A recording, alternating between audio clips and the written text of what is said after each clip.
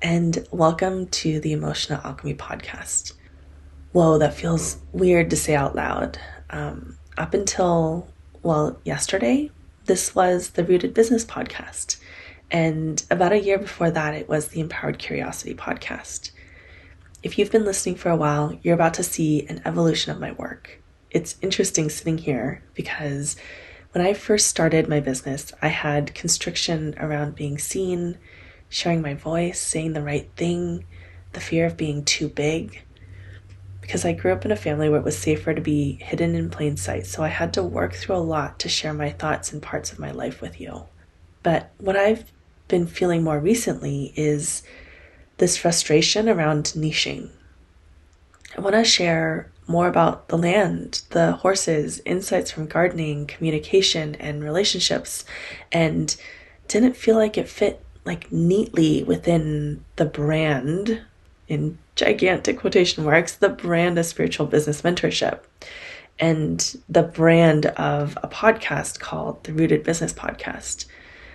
I've also been hearing from the community that they appreciate when I share these different aspects of my life and that they're gaining different lessons and it's valuable on a different layer. And so not sharing all this stuff was starting to poke at a different wound, this wound within me that whispers that I'm too big, that I need to fracture myself to be understood. And I knew that an expansion was needed for me to actually integrate and dissolve that wound. So just coincidentally, this is also a death sentence for a manifesting generator. I think of myself not as a bonsai tree. I am like my land. I am a wild grassland where different things bloom through the seasons. And so this is my way of expressing that through the podcast. So here we go. I chose the name Emotional Alchemy Podcast because that's been the thread that's woven through my work from the beginning. Or rather, that's the work that I've tried to weave through my work within systems that didn't support the concept of emotional alchemy. My first take on this was when I graduated from my master's program at Five Branches University in Santa Cruz. I failed the first time I took my acupuncture licensing exam, and I failed by one question. I felt completely defeated by all of my studying methods. I had spent hours and hours and hours with charts and graphs and flashcards and basically doing what everyone else said I should be doing around studying, and I failed by one question. So after that exam, I threw everything out and I asked myself how I wanted to study. I took my flashcards on hikes. I recorded myself talking about points and herbs and then played them back to myself like a personalized podcast. And to this day, when I try to recall an herbal formula, I am transported to the place where I studied it. When I passed the exams on my second go around, I was pissed. I made an appointment with the dean of students and ranted about how we're expected to cram all this information into our brains to be readily accessible to us at any given moment, and nobody was teaching us how our brains worked and how to study. The dean, her name was Joanna, she listened. And I remember actually wondering if she was getting it because she kept this neutral face the whole time. And at the end, she said, "Thank you for sharing your thoughts with me. Would you like to teach that class?" So I taught a class about how we all have different learning styles and we're expected to absorb information in this very narrow way in traditional schooling. I am an auditory and kinesthetic learner, which is why staring at charts and graphs didn't work for me. We also talked about the emotional blocks that get in the way of test taking and how to regulate our nervous systems in the face of necessary, scary things. I realize now that even back then, which was almost 15 years ago now, I was concerned about helping the body and emotions be more receptive so that the how-tos can feel a little more easeful. To me, this is one of the reasons why we need to bring awareness to our emotions, because it makes the how much easier. As an acupuncturist, my work wasn't just about poking with needles to get out of physical pain. I was always asking, what is the body trying to tell us through these signs and symptoms? After all, our bodies are trying to communicate with us through the only language that it knows, which is discomfort, signs, and symptoms. And often what we found in the body were subtle emotional entrapments in the energetic system that had to move into the physical plane for the person to pay attention. I struggled in my role as a fertility acupuncturist because it felt like I was part of a system that said, do whatever it takes to get the baby. We were taking vulnerable women, throwing pain point marketing at them at one of the most tender moments of their lives and telling them to override the signals. Once they came into the clinic, though, I tried to do things differently. In addition to all the questions around their menstrual cycles and hormones, I would ask questions like, what does this baby mean to you? Or, what doesn't feel nourishing in your life right now? Or, can we bring in a little bit of an exhale, just a tiny bit of surrender to your next IVF cycle? Some of my patients were receptive, and we found the stories that the body had hidden, tucked away in their pelvises, their wombs, their hormone systems. But many wanted to treat fertility like another accomplishment that they can either fail at or succeed, which really only perpetuated their existing stories that they were running on. I have to admit that it wasn't just the long hours and being on call at the IVF clinic that burnt me out. It was working within a system that doesn't deem emotional alchemy as a valid form of medicine. So I have to take a little pause here because I'm realizing that I haven't defined emotional alchemy, and I am big on making words explicit. I think it's important to be operating with the same definitions when we're speaking about important things. So I grew up in a family where I was a translator. My parents spoke Korean and my younger brother spoke English, and I was the bridge between. I saw so many times where disagreements would happen because things weren't explicitly stated. I learned in my teens that my role was to be the dictionary between the members of my family. So emotional alchemy feels like an important concept to define. To me, I am working from the definition that emotional alchemy is the transformation of an emotion in its purest form to an integrated version of that emotion. When we fully integrate our emotions, we are no longer working from the part of us that feels wounded. We're able to see our feelings exactly as they are, understand their messages, and integrate the lessons we can learn from them. The thing with emotions is that their nature is to evolve. They can mutate into something that feels sticky and dense, or perhaps pokey and sharp. Or with consciousness and listening and awareness and practice, oh my gosh, so much practice, we can integrate our emotions and experiences into a well of internal wisdom anchored in experience. There are a lot of circumstances that will always feel a bit heavy. I can think of several in my own life right now as I say that out loud. But I know that those experiences, memories, and emotions will compost, will continue to break down for me to expand my own capacity to hold space for myself and for others.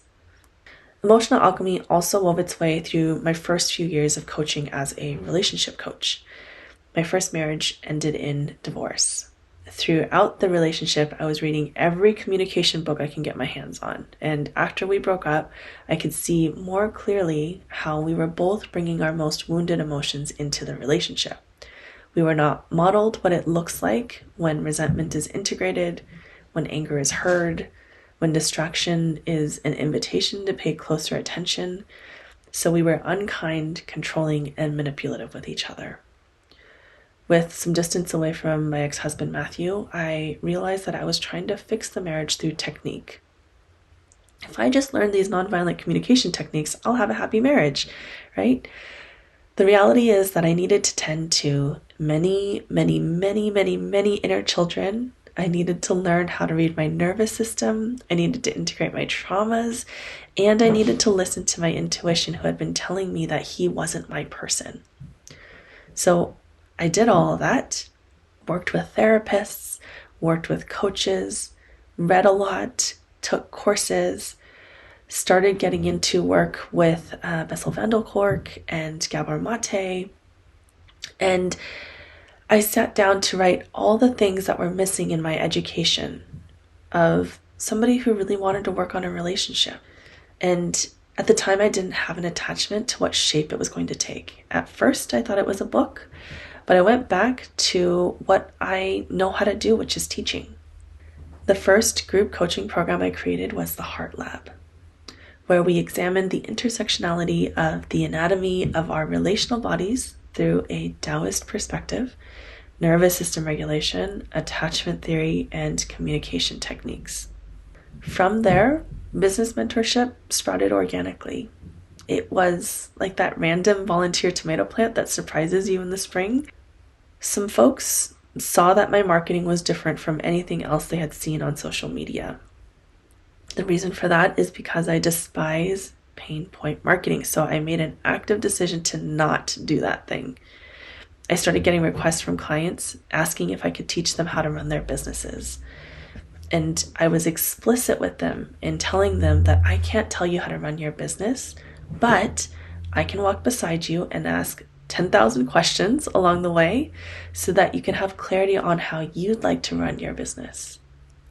I found the same pattern that I had found with relational coaching, which is people know what they should do, but they're trapped in a vortex around particular traumas, stories, and conditions that keep them feeling stuck. There are so many business coaches out there saying, just download my sales call template or download my email funnel strategy, but no one was talking about that inner child who is scared to be seen, and so they freeze up when you sit down to write an email. Or the inner teenager who got straight A's and now feels like the world is caving in if there's a typo on an Instagram post. Or the mediator whose role was to make sure that everyone in the family was okay. So they feel like they have to be everything to everyone now, and that bleeds into their business work. And this is why emotional alchemy feels so important and so potent, because it asks us to examine why before we jump to how. In this moment, I am struggling to define who I am. So I'm just going to let it be. And I'm also just acknowledging that my inner perfectionist is screaming right now, by the way, because I want to talk about business as a spiritual practice. Absolutely. That's going to continue. But my life has expanded beyond anything I thought was possible.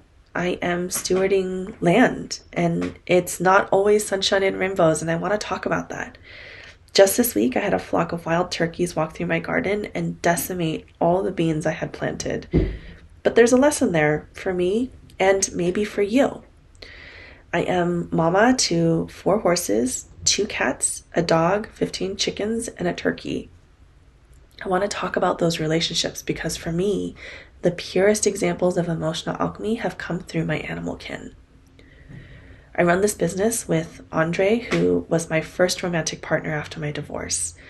He and I have moved through so many evolutions of our relationship, and I'm inspired by him every single day. He knows the right questions to ask me. He knows how to poke holes in my rigid ways of being. And I want to share what those collaborative conversations look like. I am married to Sean, who has challenged me on my identity of not being seen. He has shown me what safety looks like in relationships through how he listens, how he seeks to understand, and how he puts the intangible into tangible practice. I want to share what it feels like to be truly loved and how fucking uncomfortable that can be sometimes, and how it is most likely the bravest thing I'm going to do in this life. I released my first podcast episode on May 15th of 2020, so we are just short of our 4th birthday here. This podcast has been an absolute passion project. Having a podcast is sometimes like speaking into a void, wondering if it's landing with anyone. But then I'll get on a connection call with a soon-to-be client and they'll tell me, "Thank you for the podcast. I've been listening for X amount of time.